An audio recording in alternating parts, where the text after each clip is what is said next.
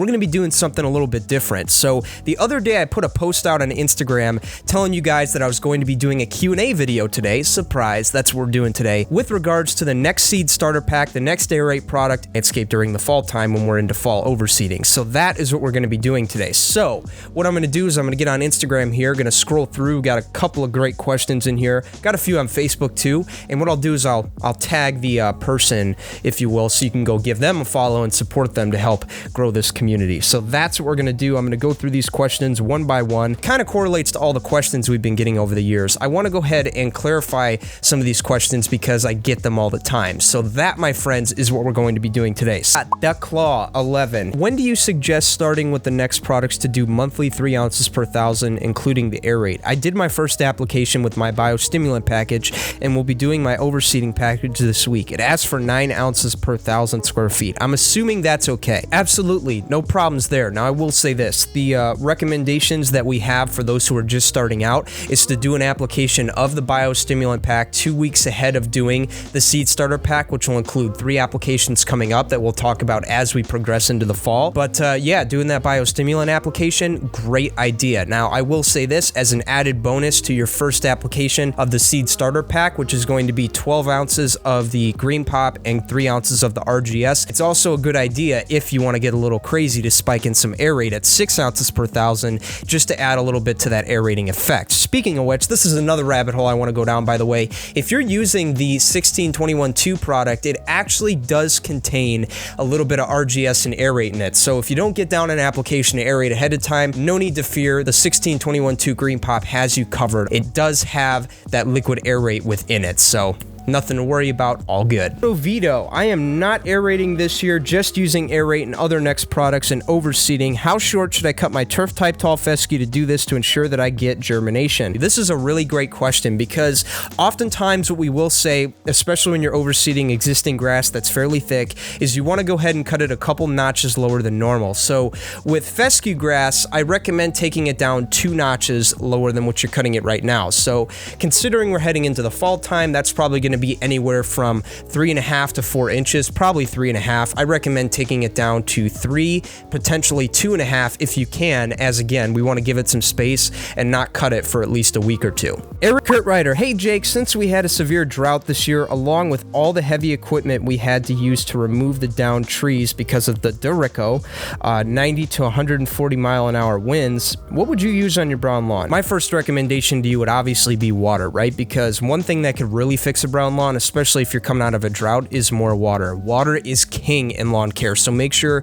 you're watering 3 to 4 times a week. I highly recommend Sunday, Monday, Wednesday, Friday, getting down a ½ inch of water each time. Now, if you're getting rain, you could probably back that down a little bit, do some supplemental watering about 2 to 3 days a week. Again, make sure you spread it out a little bit and you're doing more time and less days, because the idea with watering, especially if you're not seeding, which is going to be a different regimen to follow with watering, the idea is to water deep, not daily, because we want to promote deeper root growth, and the way we do that is by watering more hours and less days, which in turn will let that water get down and promote deeper root growth. So that is what I recommend. Best time frame pre and post seeding to use Air8. I threw it down heavy a couple of weeks ago, planning on throwing it down again 4 weeks post emergence with a cocktail of other next products, trying not to push root growth before winter sets in northern Illinois. Best time frame pre and post seeding, about 2 weeks prior to seeding would be okay, and after seeding, anytime after seeding never hurts. And of course, if you wanted to use it during seeding, you could do that too. If you wanted to mix in about 6 ounces, 1,000 of Air8 with the Green Pop and the RGS for your first application in the seed pack, you can totally do that as an added bonus. No issues there. Deacon Huggin asks, first fall on my new construction lawn, it's hard as a brick. I ran the compaction cure combo yesterday and the lawn feels better already. Plan on aeration and overseed in 2 weeks.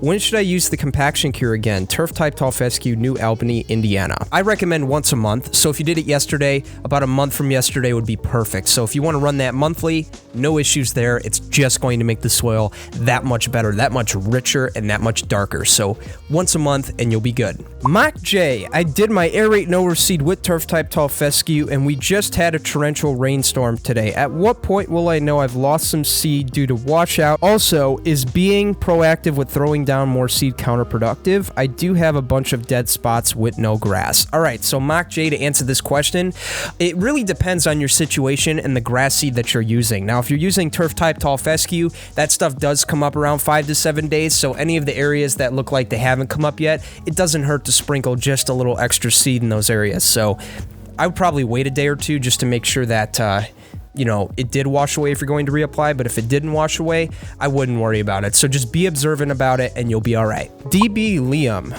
do you find the overall value of Air8 to be worth it? Absolutely, 100%. I've used it in my lawn for 2 years and haven't had any issues with it. It's done the job, it's done what it said. It's a great product, so there's my word. There you go. I love it 100%. So I'm on Facebook right now, got a couple other friends that we'll be able to get some shout outs to, so this will be fun, and a lot of good questions. So I'm just gonna scroll through these because we got 40 plus questions here. I don't know if I'll get to all of them, but we'll make sure they're not repetitive. So let's go ahead and do this. Listen, Sergeant asks, can I apply Milorganite on top of the biostimulant pack? Absolutely. The idea of the biostimulant pack, guys, by the way, is it's really a complement to any fertility program that you're doing, be it that you're doing maybe a n-ext fertility program, or maybe you're using a granular product like Milorganite or other great ones that we have out there. It's really meant to complement it, right? It's more of a supplemental application the biostimulant pack is. So let's say you were doing a monthly application with Green Pop or Green Punch or anything along those lines, you were applying those products monthly. The biostimulant pack is a great complement to any fertility program, whether it's our program or, you know, Milorganite or really anything, right? It's really meant to just complement whatever product you're using and help it, you know, help the lawn that much more. So to answer your question, absolutely, go for it. Gastuvo Huzar, if that's how I pronounce your name. I am terrible at names, by the way, guys. How soon can you start getting back on the spoon feeding schedule, 3 ounces per 1,000 of the biostimulant pack? Once you do your third application in the next seed starter pack, which is going to be Green Punch and RGS, which we'll talk about once we get to that point, you can start putting the biostimulant pack down with it. How often should Air8 be put down and at what rate? When and how often should Green Punch and Green Pop be put down as well? All right, so the first part of that question, Air8, we recommend it as part of the biostimulant pack like I was talking about earlier. So 3 ounces 1,000 with the other 3 products in that pack, the Microgreen, the RGS, and the Humic 12. All 3 of those at 3 ounces per 1,000, all good every month. And on top of that, if you wanted to just do Air8 and RGS, which is known as the compaction cure, you could do that once a month as well. You could do 9 ounces of Air8 and 6 ounces of RGS. So it really depends on what combination of products you are going to combine with the Air8.